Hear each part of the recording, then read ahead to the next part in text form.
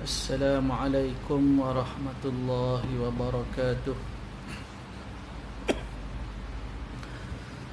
Alhamdulillahi rabbil alamin. Wassalatu wassalamu ala asyrafil anbiya'i wal mursalin wa ala alihi wa sahbihi ajma'in. Rabbi shrah li sadri wa yassir li amri wa hlul 'uqdatam min lisani yafqahu qawli. Nawaitu at-ta'allum wat-ta'lim wa tadhakkar wat-tadhkir wan-naf'a wal-intifa' wal-ifadata wal-istifadah wal-hassa 'ala at-tamassuki bi kitabillahi wa sunnati rasulillahi sallallahu alaihi wasallam wa ad-du'a ila al-huda wad-dalalata 'ala al-khair ibtigha'a wajhillahi wa mardatihi wa qurbihi wa thawabihi subhanahu wa ta'ala, amma ba'. Alhamdulillah, semua alhamdulillah tuan-tuan, puan-puan, seluruh sah kepimpinan surau An-Nur.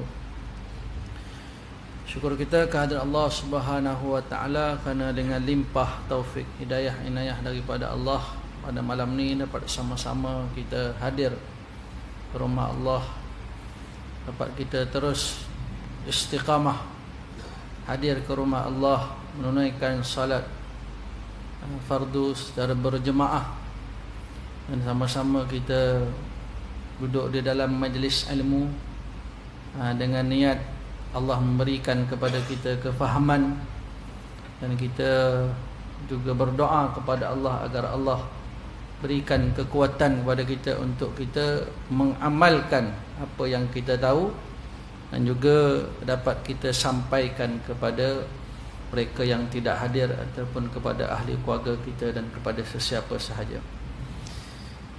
Baik, insya-Allah malam ni kita terus menyambung pengajian kitab kita tafsir ayat ya ayyuhalladzina amanu. Kita masih lagi di dalam seruan kewajipan menepati janji dan mengingati segala yang dihalalkan dan diharamkan. Baik, kata pengarang kitab, iaitu tentang perjanjian antara suami dan juga isteri. Waktu hidup, setelah mana menikah, maka janji suami kepada isteri adalah memberi nafkah, bagi tempat tinggal, bagi pakaian, bagi kasih sayang, sakinah, mawaddatan, warahmah. Dan juga begitu juga dengan isteri, janji kepada suami iaitu taat kepada suami.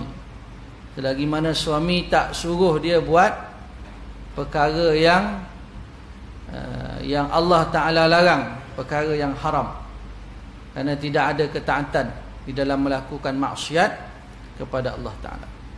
Baik, kata pengarang, oleh itu kita dapat melihat Hamnah. Bukan Hamzah, Hamnah. Oleh itu kita dapat melihat Hamnah binti Jahsh radhiyallahu anha, isteri kepada Mus'ab bin Umair radhiyallahu anhu. Ketika pulang dari perang Uhud, Rasulullah sallallahu alaihi wasallam bersabda, berdukacitalah. Kemudian dia bertanya, ke atas siapa? Rasulullah sallallahu alaihi wasallam menjawab, bapa saudaramu Hamzah bin Abdul Muttalib. Dia berkata, sesungguhnya kita milik Allah Subhanahu wa taala dan hanya kepadanya kita kembali. Jadi balik daripada peperangan Uhud, maka Nabi SAW bagi tahu kepada sahabiah bernama Hamnah bin Jahsh, beritahu pada dia, pakcik kamu dah gugur, mati syahid dah. Kemudian dia jawab apa? Sesungguhnya kita milik Allah dan kita hanya dikembalikan kepadanya. Semoga Allah SWT memberikan syurga dan menerimanya sebagai syahid. Dia jawab macam tu. Dah, maknanya inna lillahi wa inna ilaihi raji'un dah. Maknanya mati gugur di medan peperangan, mati syahid, daripada Allah kita datang, kita kembali kepada Allah. Kemudian dia doa, dia kata, moga Allah bagi syurga dan menerima dia sebagai seorang yang mati syahid. Rasulullah sallallahu alaihi wasallam bersabda, berdukacitalah. Kemudian Nabi sallam kata lagi, dukacitalah kamu. Dia bertanya, ke atas siapa? Rasulullah sallallahu alaihi wasallam menjawab, saudara lelakimu Abdullah bin Jahsh. Saudara lelaki ni maknanya adik-beradik lah, sama ada abang dia ataupun adik dia. Saudara lelaki, abang atau adik. Saudara perempuan, kakak ataupun adik. Dia berkata, dia jawab sama juga. Dia kata, sesungguhnya kita milik Allah SWT dan hanya kepadanya kita kembali. Semoga Allah SWT memberikan syurga dan menerimanya sebagai syahid. Kemudian Nabi SAW sabda lagi, Rasulullah sallallahu alaihi wasallam sabda lagi, berdukacitalah. Dia bertanya, ke atas siapa? Rasulullah sallallahu alaihi wasallam bersabda lagi, berdukacitalah. Dia bertanya, ke atas siapa? Rasulullah sallallahu alaihi wasallam menjawab, suamimu Mus'ab bin Umair radhiyallahu anhu. Mula-mula dia punya bapa saudara mati syahid. Kemudian adik-beradik lelaki dia mati syahid. Yang ketiga, Nabi kata, suami kamu dah meninggal dah mati syahid dah dalam medan peperangan, dalam perang Uhud. Kemudian dia pun menangis teresak-resak. Baru dia menangis. Yang tadi pakcik, dia kata, daripada Allah kepada Allah pergi. Moga dapat syurga, moga dikira sebagai mati syahid lah. Abang, pakcik, bila mana dia dengar suami dia yang gugur mati syahid, maka dia pun menangis. Sedihlah seorang isteri dengar suami dia dah gugur mati syahid.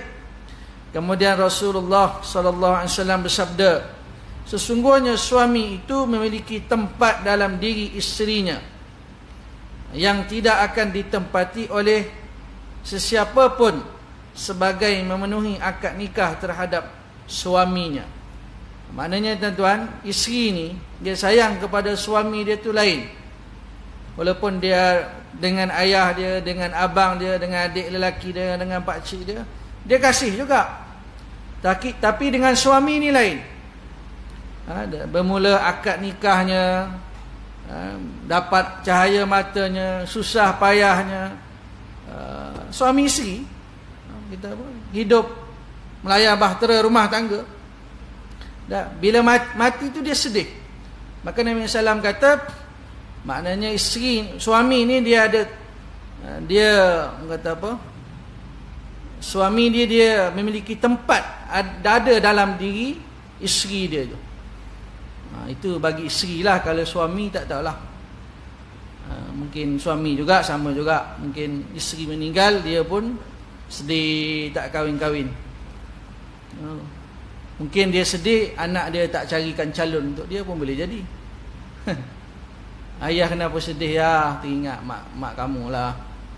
Setahun, sebulan, setahun, 2 tahun, 3 tahun, dia sedih lain dah. Anak tak faham bahasa. Anak pun satu bendul, luru bendul punya anak. Dah nampak ayah tu sunyi tu, buat-buat tanyalah. Ya, nak menikah ke ayah?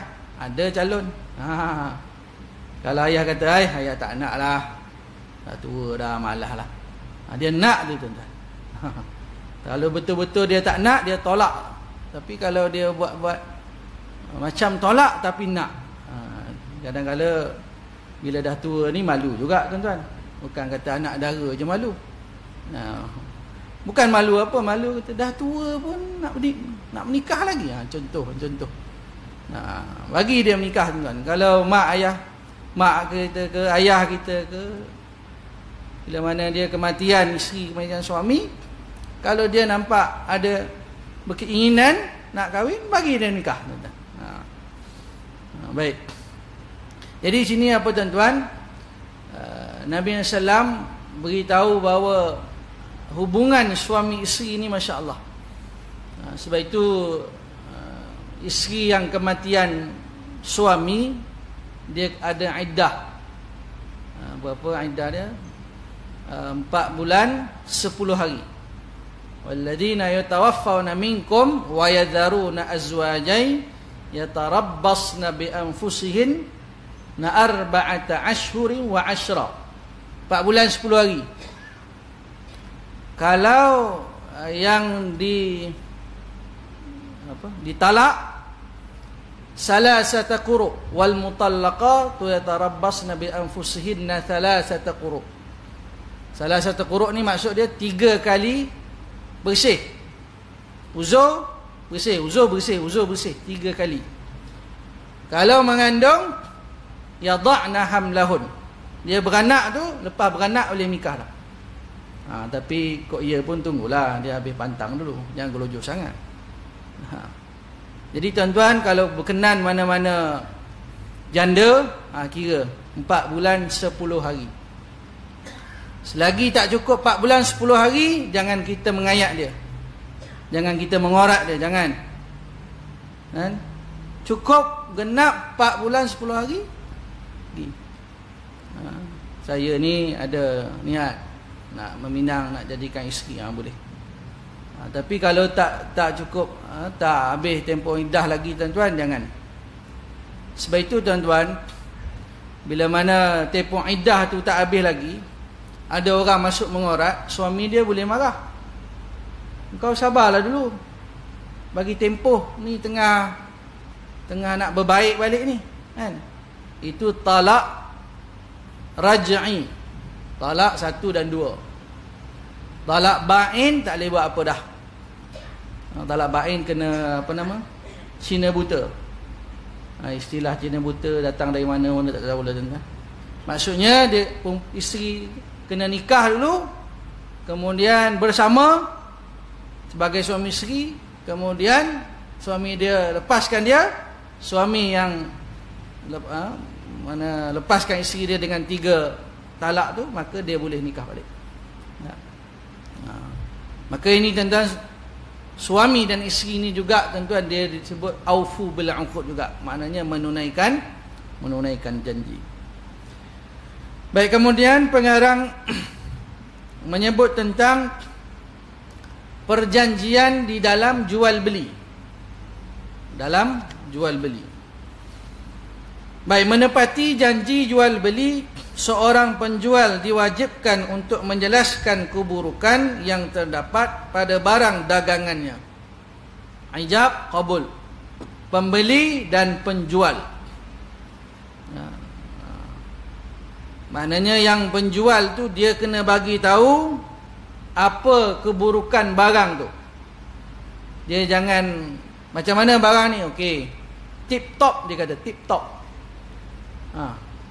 Ataupun hari ni orang jual Lazada, melalui Lazada ke Shopee, dia yang beli, dia yang buat review ke apa, barang sendiri.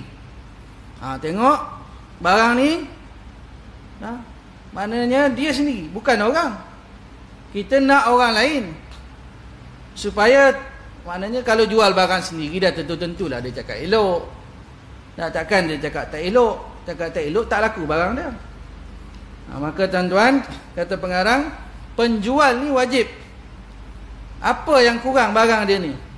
Kalau nak jual kereta ni dah aksiden 3 kali dah. Orang tanya dia, tak pernah kemalangan. Tak pernah. Padahal 3 kali dah. Itu menipu di situ. Kata Nabi sallam, man ghasyana falaysa minna. Ghasyana ni maknanya dia berbohong, dia menipu. Maknanya dia menyembunyikan keburukan pada barang tersebut. Baik, jika keburukan itu ditemui, maka bersikap jujurlah sehingga ia tidak berdosa. Jual beli ni tuan-tuan, hati-hati tuan-tuan. Macam hari ni orang jual buah kan, buah durian. Dia kata ni tak boleh pilih-pilih. Ni RM30 ambil selonggok tu. Buruk tak buruk, angkatlah bawa balik. Maknanya tak boleh tengok dalam. Ini penjual macam ni tuan-tuan, tak betul ni. Kita sebagai pembeli, kita kena ajar dia. Saya nak beli, saya nak tengok dulu buah ni elok ke tak elok. Kalau dia kata saya tak akan buka buah ni, tak boleh buka. Tak boleh buka, sudah belah, tinggal dia buat apa. Banyak lagi kedai lain. Bila mana kita ngikut dia, dia besar kepala. Dia pula, orang datang bawa duit pada dia, dia pula ngarah kita. Dia tak boleh buka, tak boleh pilih. Jangan pilih-pilih. Marah kita pula, jangan pilih-pilih. Nak. Kalau dia kata jangan pilih-pilih, ambil satu tuan-tuan, rasa, lepas tu belah. Dia ada sakit hati tuan-tuan. Mana penjual tuan-tuan kena jujur. Kerana Nabi SAW bersabda, at-tajir, maknanya peniaga, penjual yang jujur dan amanah, dia dua. Satu amin, satu amanah. Apa ganjaran pahala dia? Di akhirat dia bersama dengan Nabi Rasul, bersama dengan Nabi, bersama dengan siddiqin, bersama dengan syuhada. Apa amalan dia? Amalan dia jujur dalam berniaga. Boleh dibangkitkan bersama Nabi, para syuhada, para siddiqin. Kenapa? Jujur dalam jual beli. Sebab itu tuan-tuan, kalau tuan-tuan ni peniaga-peniaga, janganlah tuan-tuan mengambil kesempatan dalam jualan tuan-tuan tu. Baik, Hakim bin Hizam radhiyallahu anhu menyatakan Rasulullah sallallahu alaihi wasallam bersabda, al-bay'ani bil khiyari ma lam yatafarraqa. Setiap penjual dan pembeli perlu menepati akad jual beli selagi kedua-duanya belum berpisah. Fa in sadaqa wa bayyana burika lahuma. Jika kedua-duanya, penjual dan pembeli, bersikap jujur dan jelas, maka diberkati jual belinya. Burika lahuma. Penjual pun berkat rezeki dia, yang pembeli pun berkat. Dia beli makanan ke, beli barang ke dan sebagainya, diberkati. Tapi tuan-tuan, burika lahuma fi bai'ihima wa in kadzaba wa katama. Dan jika kedua-duanya berdusta, wa in kadzaba, pertama dia menipu dalam jual beli, dan wa katama, dan saling berahsia. Diam dengan tipu apa beza tuan-tuan? Barang ni elok tak buah ni? Dia diam. Dia angguk-angguk je. Lah, tak boleh bercakap bisu ke? Dia malas bercakap. Bila dah tuan-tuan saya masuk kedai mamak juga tuan-tuan. Dia masuk ke mamak betul. Pagi dia buka, pagilah tuan-tuan, lepas subuh dia buka. Jadi dia penat lah, maknanya lepas subuh ni buka pintu, buka apa, meja semua. Jadi dia dah buat teh tarik dia dah buat air dia duduk tu nak betulkan pinggang lah. Kita pula lepas subuh datang, "Mama, roti." Dia tengok kita, dia diam je. Nak tak tanya nak berapa keping roti ke, tunggu sekejap 5 minit ke, tak ada. Dia sengih. Saya tak cakap banyak, start kereta belah macam tu je. Buat apa layan orang ni? Kurang-kurang cakap lah. Haji, sekejap 5 minit. Okey lah. Saya baru duduk. Okey lah. Ni dia wakatama, dia diam je. Diam ni tuan-tuan bagus, tapi ada tempat tak boleh diam, kena bercakap. Terutama penjual, terutama kedai-kedai, restoran dan sebagainya, kena bercakap. Ini dia datang kat kita, duduk sebelah, diam je. Lepas tu dia tengok jeling kat kita je. Tanyalah, "Bang, makan apa bang?" Ada panas, ada sejuk, ada basi pun ada, semua ada. Ya, lauk semalam pun ada. Bagi tahu. Ini jangan diam je tuan-tuan. Jadi kata Nabi sallam, pertama kadzaba, menipu. Yang kedua dia diam. malah nak bagi tahu, dia diam je. Nah, orang ambil, timbang-timbang apa, tanya apa, dia angguk-angguk je. Malah nak bercakap. Jadi tuan-tuan, kalau yang menipu dan diam dalam jual beli, kata Nabi sallam, muhiqat barakatu bai'ihima, maka hilanglah keberkatan ke atas jual belinya. Hilang keberkatan. Jadi tuan-tuan, kalau rezeki tak berkat tuan-tuan, tak ada gunanya. Berkat-berkat tu kita tak nampak. Kita pun tak tuduh sesiapa kedai tu tak berkat, kedai ni tak berkat, gaji kerja sekian tak berkat, kerja ni tak berkat, kerja ni bukan kerja kita lah tuan-tuan nak menghukum orang tu, tidaklah. Tetapi tuan-tuan yang dimuliakan oleh Allah SWT, penjual dan pembeli tu dia tahu, dia sedar kesalahan yang dia buat. Dia terima duit tu dalam keadaan, alamak, aku ada benda yang aku tak cakap lah masa jual ni. Maknanya kedua-duanya kena saling jujur, kena amanah. Kalau tak amanah, tak jujur, tak ada keberkatan pada jual beli tersebut. Baik, setiap penjual dan pembeli perlu menepati akad jual beli. Kedua-duanya perlu bersikap tenang dalam jual beli. Jabir menyatakan, Rasulullah sallallahu alaihi wasallam merahmati dua orang lelaki yang bersikap lapang dada ketika menjual, membeli dan menyelesaikan urusan jual beli. Maknanya tak berkira sangatlah, tak berkira. Nah, contoh tuan-tuan, kita jual apa? Makanan RM2 seposen. RM2 seposen. Contohlah. Jadi orang tu kata tak adalah seposen. Lepas tu orang tanya, tak bak RM1, saya bagi balance 90 sen. Dia hak juga seposen. Tak apalah, hak dia. Sebab itu sebab itu tuan-tuan, kalau nak niat sedekah dah boleh dah tu. Seposen niat sedekah. Yang sen-sen tu tuan-tuan, yang seposen lah, jangan 90 sen. 90 sen banyak. Tanya, ada kalau dia kata tak ada shilling lah bang boleh carilah kereta, ada tak bang? Carilah kereta.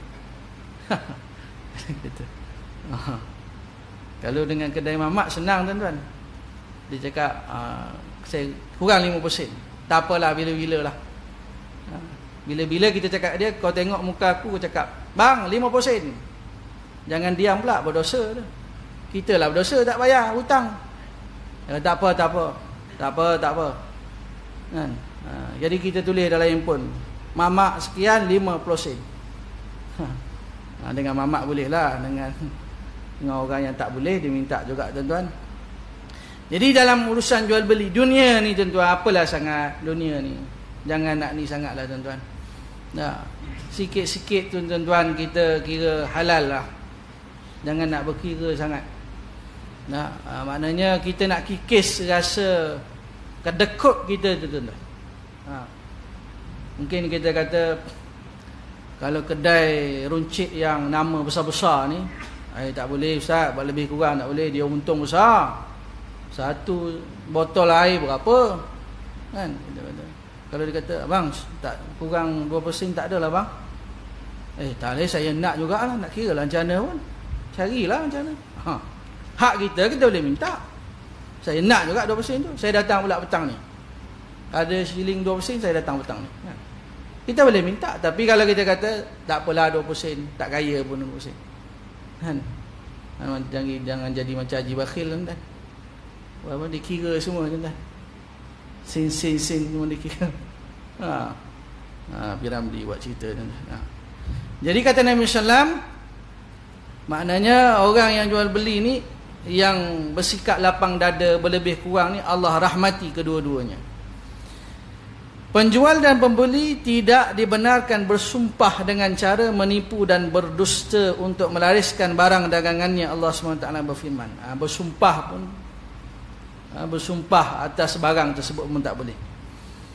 Wala tattakhidhu, Allah Ta'ala berfirman, wala tattakhidhu aymanakum, dan janganlah kamu jadikan sumpah sebagai tipu daya sesama kamu. Wala tattakhidhu aymanakum dakhalam bainakum. Dan ini kita nak bagi orang percaya, kita buat live, kita kata sumpah wallahi wa billahi wa tallahi, barang yang saya jual ni sekian, padahal tipu. Nah, jadi Allah Ta'ala larang, jangan. Fatazilla qadamun ba'da thubutiha wa tazuqus su'a, kerana akan menyebabkan tergelincir kaki kamu sesudah ia tetap teguh, dan kamu akan merasai balasan buruk. Wa tazuqus su'a, dan kamu akan merasa balasan yang buruk. Bima sadattum an sabilillahi walakum adzabun azim, merasai balasan buruk disebabkan kamu menghalangi manusia dari jalan Allah, dan bagimu disediakan azab yang besar. Surah An-Nahl ayat 94. Jadi tuan-tuan, jangan kita bersumpah dalam jual barang kita. Wala tattakhidu aymanakum dakhalan bainakum. Baik, kata pengarang, perkataan dakhalan dalam ayat surah An-Nahl ayat 94 ni, wala tattakhidu aymanakum dakhalan bainakum. Dakhalan tu, kata pengarang, bermaksud menipu, memperdaya dan membuat tipu muslihat.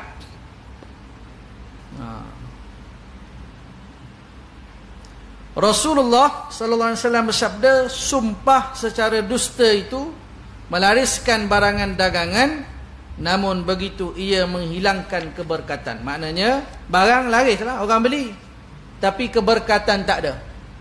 Tapi apa yang kita dapat itu tuan-tuan, rezeki yang tidak halal, sebab ada penipuan dalam jualan kita. Baik, Rasulullah sallallahu alaihi wasallam menceritakan seorang lelaki menjual rumahnya. Ini tuan-tuan, tentang ada orang yang dia ni begitu jujur dia dalam dia menjual. Dia jual rumah, kemudian si pembeli menemui seketul emas dalam rumah tersebut. Ini kata pengarang, Nabi SAW cerita. Mana Nabi SAW bersabda, yang pembeli jumpa emas. Macam mana pula emas ada dalam rumah? Tu tak tahulah tuan-tuan. Dia ada dalam rumah tu. Menemui seketul emas dalam rumah tersebut, dia berhajat mengembalikan kepada penjual. Saling dua-dua jujur. Jadi yang pembeli ni dia beli rumah, tiba-tiba jumpa emas. Kemudian dia nak serah balik kepada si penjual. Nak serah balik. Penjual itu menolaknya bagi memenuhi janji jual. Kata si penjual, dia tak nak. Dia kata dia dah jual lah, rumah tu dia dah jual, ada emas, sekali dengan emas dia tak nak. Si pembeli juga menolaknya untuk memenuhi janji beli. Lalu apakah yang berlaku? Dua-dua tak nak. Yang pembeli yang jumpa emas dalam rumah pun tak nak. Yang dah jual rumah, pembeli kata aku jumpa emas dalam rumah, penjual tak nak, pembeli pun tak nak. Kalau kita beli rumah, sewa rumah, masuk homestay jumpa rantai emas lipan punya, tak tahulah bang dari mana dapat duit ni bang? Adalah rezeki sikit. Padahal kita pergi jual emas tu, contoh kan. Jadi tuan-tuan, mereka yang iman dia hebat kuat ni, dia tak ambil. Baik, Imam Al-Bukhari menyatakan riwayat tersebut dari Abu Hurairah radhiyallahu anhu, bahwasanya Rasulullah sallallahu alaihi wasallam bersabda, seorang lelaki membeli sebuah rumah dari seorang lelaki yang lain. Ini dia ulang balik dah tuan-tuan. Kemudian dia menemui seketul emas di dalam rumah tersebut. Pembeli itu berkata kepada penjual, sebagai bukti memenuhi akad jual beli yang telah dilakukan, ambillah emasmu. Kata penjual, ambillah emas, saya dah jual rumah sekali dengan emas lah yang ada dalam tu. Ambillah emasmu itu kerana aku hanya membeli tanah darimu dan tidak membeli emasmu. Kata yang pembeli, maknanya dia beli rumah, dia beli tanah tu je, bukan emas yang ada di situ. Namun penjual itu menjawab, sebagai bukti untuk memenuhi akad jual beli yang telah dilakukan, saya telah menjual kepadamu tanah dan isi dalamnya. Kedua-duanya berselisih faham. Kemudian Rasulullah sallallahu alaihi wasallam bersabda, apakah kalian berdua mempunyai anak lelaki? Jadi oleh kerana dua-dua ni tolak emas, jadi Nabi SAW tanya, korang ni ada tak anak lelaki? Pembeli menjawab, saya mempunyai seorang pelayan lelaki. Kata yang yang membeli tu, dia kata apa? Saya ada pelayan. Dulu hamba lah, saya ada pelayan lelaki. Manakala penjual menjawab, saya mempunyai seorang budak perempuan. Yang ni ada pelayan, yang ni ada hamba perempuan. Rasulullah sallallahu alaihi wasallam bersabda, nikahkanlah pelayan itu dengan budak perempuan. Berilah mereka emas itu dan bersedekahlah. Jadi makna tuan-tuan dah dua-dua tak nak, pembeli tak nak, penjual pun tak nak emas tersebut, maka Nabi SAW cadangkan, kedua-duanya ada pelayan, ada hamba. Ada pelayan lelaki, ada hamba perempuan. Bagi menikah dua orang ni, emas bagi kat dia orang. Masya Allah tuan-tuan, selesai. Tak nak dunia, punyalah tak nak dunia. Sampai macam tu sekali. Sampai orang yang tak ada kena-mengena, bukan pembeli, bukan penjual, tiba-tiba dapat emas. Nabi SAW sendiri pun tuan-tuan tak nak lah emas tu. Dia tak ada kata, bagi pada saya lah. Tak ada. Kalau kita hari ni tuan-tuan, sudah datang orang bawa emas. Ni pembeli, ni penjual. Emas ribu-ribu lah, puluh-puluh ribu lah. Syekh, Ustaz, ni ada sikit lah, jumpa dalam rumah ni, saya beli rumah, ada almari lama kat bawah tu. Yang jual pada saya tu tak nak. Saya pun tak nak. Saya serah pada Ustaz lah. Ustaz kata, Alhamdulillah lah, rezeki aku lah. Tak ada kena-mengena dengan Ustaz mana lah tuan-tuan. Bagi contoh je. Jadi nak kata apa, nak sebut iman kita ni tuan-tuan lemah. Jangan buat main-main dengan dunia ni tuan-tuan, lemah kita. Kita bolehlah kata orang kaya ni Allah membazir lah. Beli kereta, beli rumah, buat kolam renang, rumah 3-4 biji. Kita ceritalah orang membazir. Kalau kita kaya macam tu juga, tak tahulah macam mana. Rasa lebih teruk daripada dia orang tu kot. Wallahu a'lam bisawab. Jadi Masya Allah tuan-tuan, betapa jujurnya pembeli dan penjual ini. Mana kisah yang diriwayatkan oleh Imam Bukhari ni daripada Abu Hurairah radhiyallahu anhu. Akhirnya emas tu dua-dua tak nak. Jadi hamba dengan pelayan tu dinikahkan, bagi emas. Pengantin baru dapat emas. Alhamdulillah. Tak payah modal. Dapat macam tu je. Adalah amalan-amalan dia dalam hidup, apa dia buat tak tahulah, sehingga kan Allah berikan kepada dia rezeki yang tak disangka-sangka.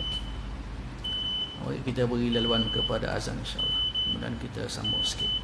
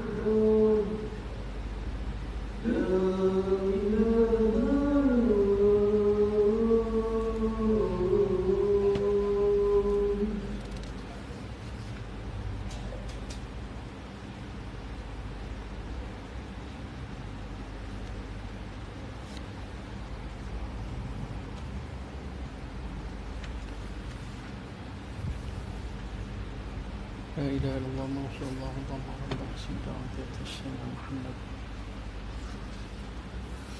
Ya Allahumma salli ala sayyidina Muhammad wa ala sayyidina Muhammad. Kemudian tuan-tuan, menepati akad janji yang seterusnya, iaitu tentang berbuat baik kepada kedua ibu bapa. Yang mana berbuat baik kepada kedua ibu bapa ni, Allah berfirman, wa qadara rabbuka alla ta'budu illa iyyah wa bil walidaini ihsana. Selepas Allah Taala berfirman, jangan sembah selain daripada Allah, jangan syirik. Lepas Allah Taala larang jangan syirik, jangan sembah selain daripada Allah Taala, apa dia tentang perintah Allah, wa bil walidaini ihsana. Yang mana itu kita akan sambung tuan-tuan pada kuliah yang akan datang. Dan juga tuan-tuan tentang janji kepada manusia, iaitu pengarang meletakkan kisah antara Nabi Allah Musa dengan Nabi Allah Shu'aib alaihissalam. Nabi Musa menikah dengan anak Nabi Shu'aib. Dia ada perjanjian. Perjanjian dia apa tuan-tuan? Kata Nabi Shu'aib, aku kahwinkan engkau dengan anakku dengan syarat engkau bekerja dengan aku selama 8 tahun. Ini perjanjiannya. Maknanya perjanjian kedua antara Nabi Shu'aib dengan Nabi Musa AS. Kedua-duanya menepati janji. Itu antara manusia dengan manusia. InsyaAllah tuan-tuan kita sambung pada kuliah yang akan datang. Wallahu alam, yang baik daripada Allah Subhanahu Wa Taala. Salah dan silap daripada kekurangan, kejahilan diri saya mohon ampun kepada Allah Ta'ala. Minta maaf dengan tuan-tuan, perempuan semua yang hadir. Dan terima kasih diucapkan kepada seluruh sah kepimpinan surah. Wallahu alam. Panjang umur, murah rezeki. Kita sambung lagi pada kuliah yang akan datang. Aku qauli hadza wa astaghfirullahal azim wa li wa lakum wa billahi taufiq wal hidayah. Wassalamualaikum warahmatullahi taala wabarakatuh.